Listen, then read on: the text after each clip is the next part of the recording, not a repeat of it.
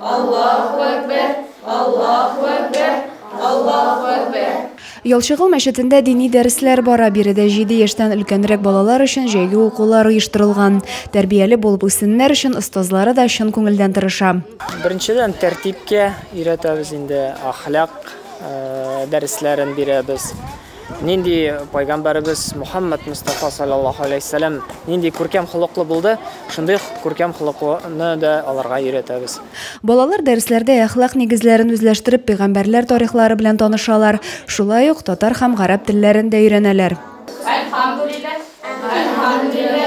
Дәресләр белән бер рәттән балалар өчен физик тәрбия дә мөһим. Укулар тәмамлангач, мәчет территориясендә футбол, волейбол уйнарга да өлгерәләр. Саф һавада уйнаганнан соң алар өчен чәй өстәле дә әзерләнә. Әйбәт ашаталар, әйбәт уйныйбыз. Бик зур әйбәт монда. Мин уйныйм монда. Дуслар белән, мине дуслар монда бар.